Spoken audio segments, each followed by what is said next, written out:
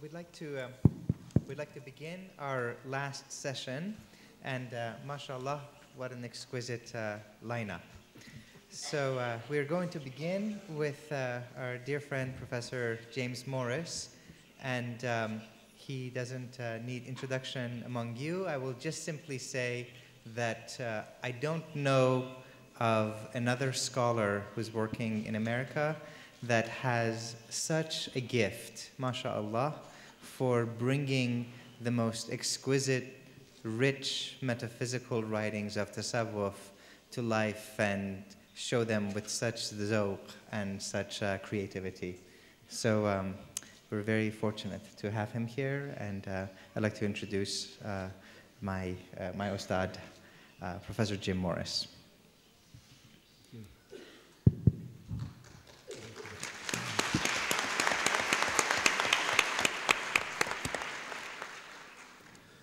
Bismillah ar-Rahman ar-Rahim. Before beginning the paper, I really feel obliged to add some more thanks to those you've already heard. Above all, to Mevlana, without whom none of us would be here, but in particular if I hadn't stumbled across him in a Persian translation class my sophomore year in college, determined the course of my life. And those kinds of chance occasions I'm privileged as a teacher to witness all the time. And many of you are here, I'm sure, again, because of that kind of connection which only reveals itself over time. On a more practical level, to the municipality of Konya, to the Ministry of Tourism, and above all, to the far-sighted members of the TÜRKKAD group and the hard-working ones whom we see everywhere, who really embody the Quranic injunction, وَالتَّوَاصَوْا بِالْحَقِّ وَالتَّوَاصَوْا بِالصَّبْرِ, and for whom, of course, all of that flows from the lady at my left here. And I can only add, in adding thanks, I'm talking about here about a vision of how things happen in history that I was not surprised, though I was enormously pleased the other day to learn that teacher's position had been endowed at the University of Beijing in Islamic thought. And of course, who else would have the vision and the foresight to be looking that far ahead at the world that is rapidly coming into being? Secondly, my title is different than the one in the program, although the one in the program would probably please a lot of residents of Konya. I haven't left Sadruddin Konya out, but my title is Communication and Creativity, Sultan Veled and the Challenges of Spiritual Inheritance. And since our time may quickly disappear, and I have to reduce a long paper to a short one here, let me say by communication and creativity, a more traditional way of referring to this would be the summation and the purpose of human existence. This is described in the famous hadith of Gabriel, a hadith of Deen, where the mysterious stranger asks the prophet, what is Iman? And he gives a definition which applies to all of the revealed religions. What is Islam? He mentions specific practices, which again take a slightly different form in each of the revealed religions. And finally, he asks the prophet, what is Ihsan? And the prophet responds, that is to worship and serve God as though you see him, for even if you do not see him, he sees you. And ta'budullah ka'annaka tarahu, when lam takun tarahu fa'innahu yarak.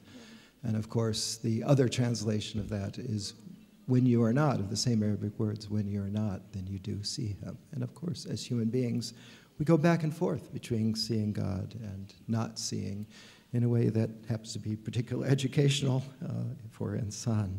So that's what I'm talking about when I mention communication and creativity, that invisibility of each moment of inspiration and clarity that lights our way through this dunya.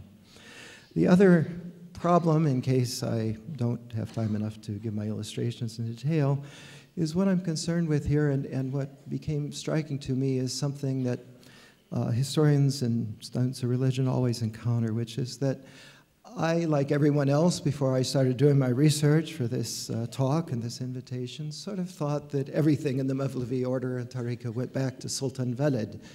and to that time period. And in a way, I was pleased to see that, as in the history of every other movement of a prophet or a spiritual founder, a wali of a tariqah, that actually there's this wonderful period of mystery after the life of the original inspiring figure, when for a generation or so we don't really have written records and we don't have much sense of institutions being built. But what we see is the spiritual light and influence of that figure, in this case Sultan Veled, manifesting itself in all sorts of unexpected ways. So to get to Amma Ba'du, how are the Turkish translators doing? Have they caught up with me? It's okay, I can go ahead. My apologies if they do have a copy of what I'm saying. The extraordinary life and lasting institutional achievements of Sultan Veled and other early Mevlevis detailed in this conference are an inspiring reminder of the ongoing challenges that we all face as heirs, waratha, who are responsible for rightly fulfilling the immense heritage of the prophets and all of the awliyaullah, the friends of God. This universal understanding of spiritual inheritance as an inherent human situation is perhaps most fully elaborated in the writings of Ibn Arabi and richly exemplified in the centuries-long dramatic historical influences of his own remarkable heir and contemporary of Rumi and Sultan Veled, Sadruddin Konevi. Indeed, one of the most historically prophetic stories in Aflaki's immense family hagiography, the Manaqib al-Arifin, comes at the very end of his chapter on Sultan Veled. And for those of you who've been assiduously attending our sessions the last 2 days, you'll notice that we're using the same sources, so you'll have heard this story before. But there, Aflaki recounts how at a funeral in the later years of Sultan Veled, one of those attending was shocked at the use of reciters of Persian ghazals of Rumi as part of the funeral proceedings, so that this critic attempted to prevent the attendees from singing those heartfelt songs of love, Persian songs of love and devotion. As Aflaki reports this incident, suddenly Veled arrived and remarked, "Why are reciters not reciting and expressing joy at the encounter with the spirits and the angel Radwan?" At the same time, he clasped this critic's hand and said, "The foundation of this practice was laid by a very great man, and he allowed it. A greater man is required to do away with this custom and change it.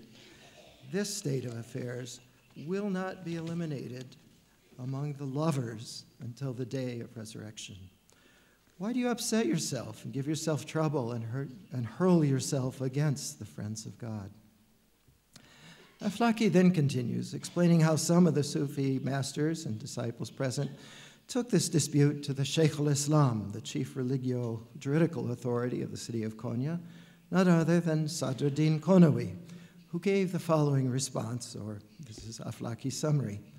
"Right is on the side of our master, Sultan Veled, and it is as he said, verily good innovation, a bid'ah hasana, on the part of the friends of God is equal to the customary practice, the sunnah of the prophets. Doing away with this is among the impossibilities."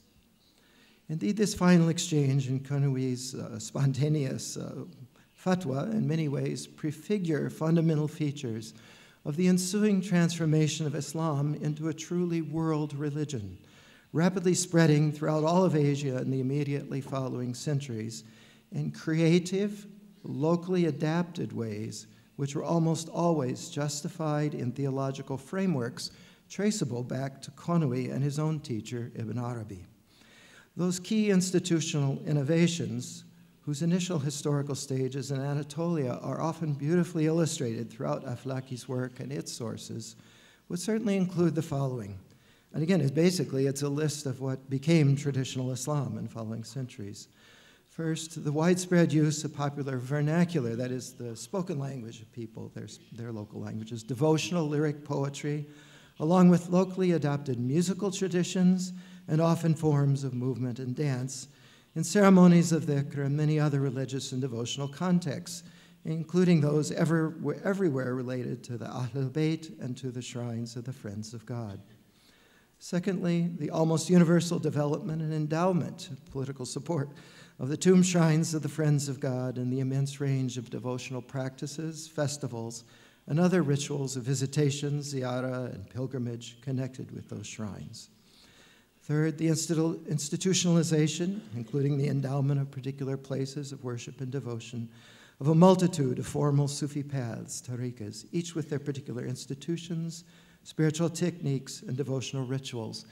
And let me interrupt the paper here to say I was lucky enough to visit the newly reopened Mevlevi Galata, the Galata Mevlevi Khane in Istanbul. And down in their wonderful new museum in the basement area, they had a nice section to introduce the 8 or 10 tariqas that were officially approved in the Ottoman Empire. And to illustrate what I'm saying here, absolutely every one of them, including the Mevleviya, they're what are called the eponym, or the founders, supposedly, of the tariqa, lived in this 13th century of the Common Era. And yet we well know that the tariqas themselves took years and centuries to really bring into being. And this is just in the Ottoman lands. The same could be said of Central Asia, North Africa, West Africa, Egypt, many other areas. So this whole notion of tariqas, which we take for granted, was something that only really came into being beginning after the 13th century and suddenly popped into existence all over the Muslim world and where people were newly Muslim. Fourth, the learned Arab theological and philosophical defense and explanation of the foundations, validity, and centrality of these new practices in terms of the existing complex of traditional religious sciences, which was, of course, largely elaborated again in terms we can trace back to the foundational writings of Konyavi and Ibn Arabi. Fifth, the local institutional frameworks of political and economic endowment and support of all the above developments, which are vividly illustrated throughout the later sections of Aflaki's immense work. Within a few centuries, of course, all of these transformative developments, which we can see so clearly unfolding in the life and historical setting of Sultan Veled, and the nascent Mevlevi movement had become so pervasive and so extraordinarily successful as these newly created and recreated Islamic humanities coincided with the rapid expansion of Muslim identities and the widespread creative unfolding of Islamic civilization and cultures throughout so much of Asia and West Africa, South Central Europe soon too, as these all became essential features of both popular and high cultures far beyond the historical confines of the original Arab invasions. In those widely scattered regions where the vast majority of the world's Muslims have lived ever since the 15th and 16th centuries, again, of the Common Era. But even a cursory acquaintance with Sultan Veled's near contemporary and virtual neighbor, Ibn Taymiyyah of Damascus, should suggest just how widespread and vehement the reaction of Aflaki's hostile funeral goer to those transformational innovations was in other settings at that same time, and how the issues highlighted in Aflaki's account there continue to resonate today. Of course, in some periods and at the start of each individual path, we may imagine ourselves to be simply consumers or mere users of spiritual forms and institutions we naively take for granted. But particularly in times of rapid global transformations like our own, which have so closely mirrored the tumultuous conditions of Sultan Veled's own historical situation and the immediately following centuries, in those times, none of us can avoid being quickly drawn into essentially the same types of conditions and challenges which faced each of Rumi's earlier heirs and disciples. And these are really threefold. First, recognizing particular spiritual needs. Here, think of the hadith, what Ibn Arabi calls the hadith Jahannam, kuntu, where God, the hadith Qudsi, where God says, I was sick and you didn't visit me. I was hungry and you didn't feed me. I was thirsty and you didn't give me to drink. All of these are not, he's not speaking here of the physical needs, but of the hunger, thirst, and sickness from which all human beings suffer. So recognizing those particular needs. Secondly, responding creatively with appropriate forms of effective spiritual communication, ihsan. And third, discovering at each occasion the deeper lessons, the implications, the opportunities, and the limitations of both our success and our many failures at each step of the way. So rather than dwelling here in the social and cultural history of Sultan Veled and the early Mevlevis, in comparison to highlight their originality, I would like to look more closely at the ways those same dynamics of spiritual creativity and innovation so visible in the Anatolia of their time, have recently been so vividly repeated in the ongoing popularization and cultural familiarization with Rumi's works in the English language world. And I'll say here, the examples I give in the paper, I have to summarize them here, roughly run from 1970 to 2000, because from 2000 on, with the spread of the internet, what we could call here the English language world becomes a rapidly globalized world in which English now is the language is bringing Rumi and bringing so many of the spiritual figures, musicians, traditions of Islam to the entire globe, not just to, but all of that depends on the phenomena of these last few decades that I mentioned here. While a few of our speakers in this setting are quite familiar with this ongoing cultural process, indeed some have played key personal roles in it, I would like to begin this section by mentioning, just as Aflaki often does, a representative set of individual anecdotal moments in this process that I've directly witnessed, since effective spiritual communication is always a retail, that is a soul by soul, necessarily individual phenomenon, and one that always includes a third silent partner, that is in the hadith, in lam tarahu, if you don't see him, he's still there.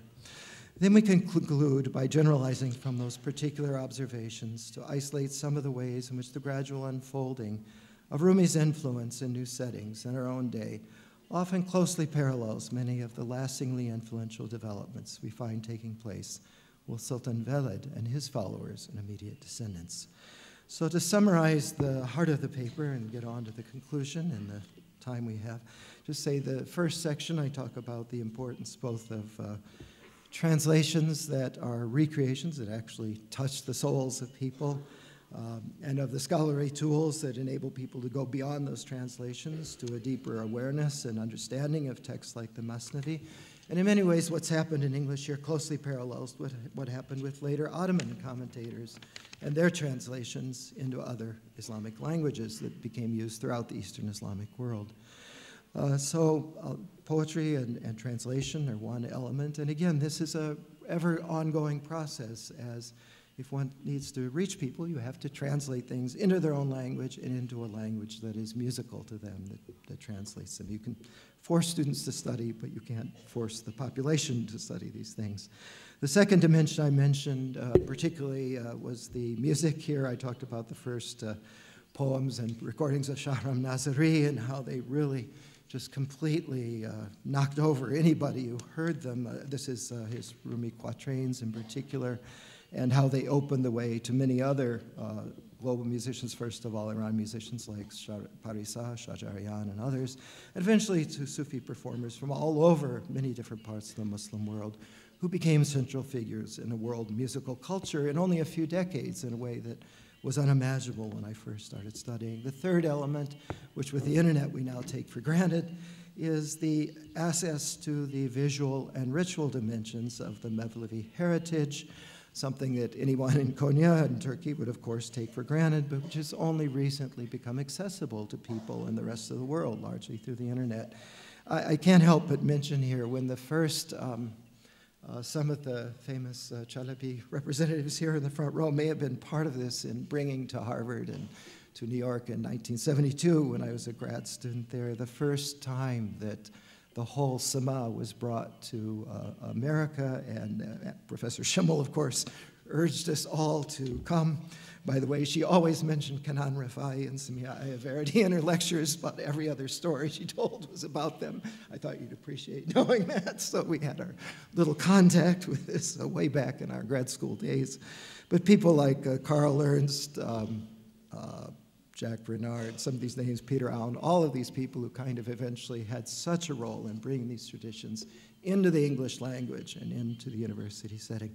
All of us, our first contact with the Mevleviya was to go to this visiting group from Konya who were for the first time came and performed the Ayin Sharif there at Harvard almost 40 years ago now. So to leave aside those details, as a reflection of the naturally expansive flow of genuine spiritual communication, attentive readers of Aflaki's enormous memorial to Rumi and his spiritual descendants cannot help but notice the dramatic contrast between his stories of Sultan Veled, which are still almost entirely restricted to Konya, Kayseri and the local circle of Rumi's own original followers and disciples. And the following chapter in Sultan Veled's son, Ulu Amir Arif, Chalabi Amir Arif, whose frequent travels and vigorous proselytization took him or his own students far into neighboring realms, as well as Anatolia, marking a distinctly new stage in Rumi's growing influence. And that second stage, of course, is the more visible historical inheritance and growth of the Mevleviya. Likewise, the corresponding extent to which 3 decades of rapidly spreading public awareness of Rumi in North America had made of him a significant spiritual and cultural figure far beyond their earlier small circles of interested scholars, recent immigrants, or Sufi devotees, was brought home to me in a recent nationwide radio program. This was on the occasion of UNESCO's Year of Rumi a few years ago, where listeners were asked to call in with their own personal stories of how Rumi had influenced their lives. And the Rumi in question was almost always Kolmo Bark's translations.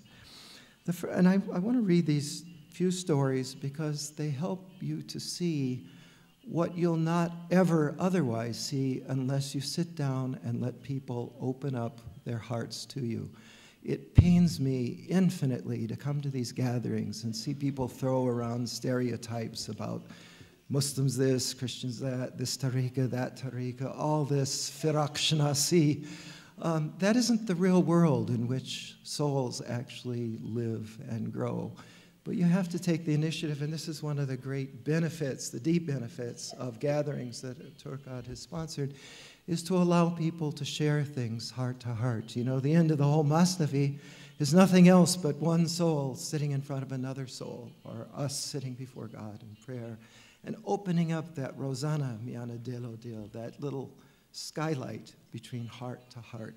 So these callers into this radio program, and there were hundreds of them, they only could allow 10 or 20 in the hour we had, they're really these windows into the ways that Rumi touches hearts and continues to touch hearts all over the world. So the first caller was a Southern woman who told of how sharing the poems of Rumi, in translation obviously, it had helped to ease the passing, suffering, and fears of death of her aunt, an elderly Holocaust survivor. I don't know whether the lady herself was Jewish, but the next caller, a local Protestant seminary student in Boston, described how her fellow theology students, tired of the often boring and dry contents of their regular academic studies, Ilahiyat isn't much different anywhere, would turn together weekly in the evening in a majlis to share and discuss their favorite Rumi poems and passages, which helped to revive their ishq, their own deeper spiritual and religious vocations and motivations. And yet another caller, a teacher in a public school located next to the World Trade Center, told how she had used the poems of Rumi to help give hope and perspective to her young students at the reopening of their new school at that desolate site some months after the events of 9/11. So as these calls streamed in from around the country, primarily from non-Muslim callers, from non-academic settings, one could not have asked for more dramatic and consistent illustrations of that secret confluence of individual human testing situations and grace that always underlies the mystery of spiritual influences and effective spiritual communication. Now what is surely, and this is my conclusion briefly, now what is surely most striking when one examines these few representative contemporary stories, just as we find in reading Aflaki's own stories of Sultan Veled and his companions and family, is that they are not centered on the profound study of Rumi's works, as we would normally study carefully the scriptures of any tradition or works, more abstract books of religious philosophy and wisdom. Instead, such stories faithfully reflect the spiritually decisive role of beauty and of deeply rooted love and spiritual motivation. That beauty spirit immediately inspires and awakens, along with the awakened communion and communities of love, the muhibban, that spontaneously flow from that shared inspiration and awareness. The positive keynote of Aflaki's actual description of each of Rumi's true heirs is one of ongoing celebration and thankful remembrance of shukr and dhikr.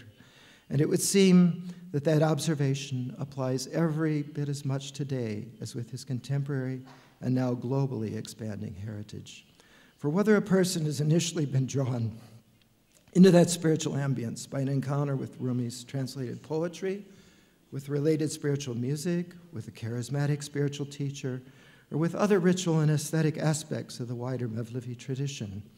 This sort of more immediate spiritual contact involves a naturally contagious enthusiasm which is as directly accessible and as spontaneously effective today as it was in Sultan Veled's time. As we have seen, the available vehicles for conveying or renewing Rumi's heritage, for effective spiritual communication and creativity, were already effective and visible for his immediate heirs like Sultan Veled, and they are apparently not that different today. Beautiful translations, beautiful music, beautiful movement, shared rituals, communal remembrance, charismatic transmitters and teachers, and tools for deeper individual study and wider institutional support. Against that backdrop, Mevlana's reported words by Aflaki to his young son, Sultan Veled, continue to challenge every lover of his poetry, of his words, even in translation, and of their own intoxicating music, as a request, as a deeper intention, and perhaps even as a commandment, because the you here resonates with that you in the Quran, which is always both the prophet and the Hakika Muhammadiyah within each human being. So Aflaki says, Mevlana is caressing his young infant child, Sultan Veled, and he says, my coming into this world was for the sake of your appearance. But this is God speaking to each of us too. For all these words of mine are my speech, whereas you are my action. Ashk olsun.